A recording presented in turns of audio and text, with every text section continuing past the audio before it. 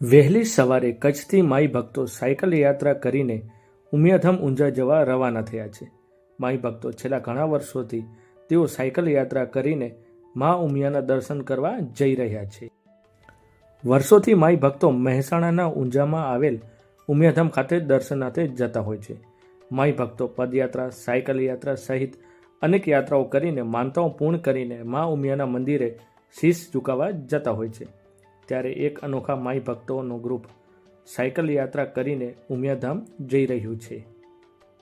હું ઈશ્વરભાઈ મંજીભાઈ પટેલ. અમે રામપર નખત્રાણા તાલુકા કચ્છ જિલ્લાથી છેલ્લા 10 વર્ષથી ઉમિયા માતાજી ઊંઝા મધ્યે શ્રદ્ધાથી માથું ટેકવા માટે દર વર્ષે સાયકલથી નીકળીએ છીએ અને આ વર્ષે 10 જેટલા યુવાનો અમે સાયકલથી જોડાયા છીએ અને અમારી સાથે એક ગાડી છે જે દર વર્ષે બીજા દિવસથી જોડાય છે અને અમે ટોટલ 4 દિવસની યાત્રા રોજ 100 કિલોમીટર જેટલું અંતર કાપી અને 400 કિલોમીટર ચોથા દિવસે સાંજે મા ઉમિયાના ચરણોમાં અમે પહોંચીએ છીએ.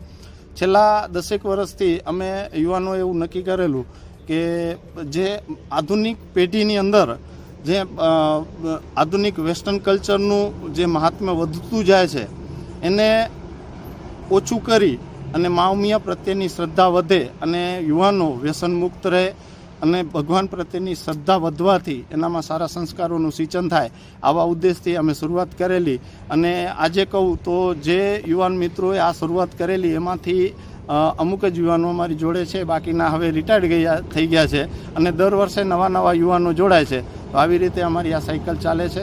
મેન ઉદ્દેશ તમને કહું તો મા ઉમિયા પ્રત્યેની શ્રદ્ધા વધે, યુવાનોમાં જાગૃતતા આવે, વ્યસન મુક્ત બને અને એમનું શરીર હેલ્થી રહે, આવા એક ઉદ્દેશથી અમે દર વર્ષે આ સાયકલ યાત્રાનું આયોજન કરીએ છીએ.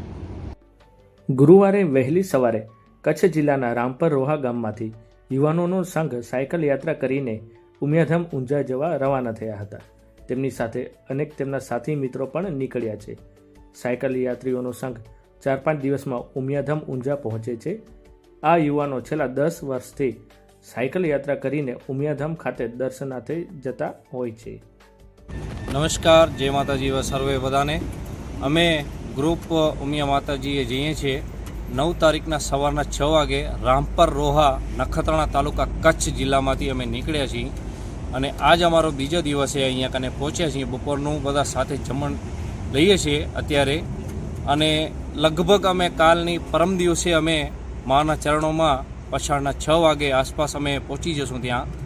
અને ક્યાંક અમે થાકાડો લાગે, કોઈક મોટા વડીલ છે, કોઈક નાના છે, તો એમના માટે બધા સાથ સહયોગ આપતા ક્યાંક જ્યુસ પીતા જઈએ, ક્યાંક શેરડી ખાતા જઈએ, ફળ ફ્રૂટ લેતા જઈએ. આ રીતે અમે એકબીજાનો સાથ વધારી અને આગળ વધતા જઈએ. અમે આ યુવાનોનો ગ્રુપ છેલ્લા 10 વર્ષથી કચ્છથી ઉમિયાધામ દર્શનાર્થે જાય છે. સાયકલ યાત્રીઓ ઈશ્વરભાઈ પટેલે લોકલ 18 સાથે વાત કરતા જણાવ્યું હતું કે તેઓ ઘણા વર્ષોથી ઉમિયાધામ ઊંઝા ખાતે સાયકલ યાત્રા કરીને જઈ રહ્યા છે અને તેમનામાં ખૂબ જ ઉત્સાહ છે. વધુમાં તેમણે જણાવ્યું કે તેઓનો ગ્રુપ થાકી જાય તો રસ્તા પર વિરામ પણ કરે છે.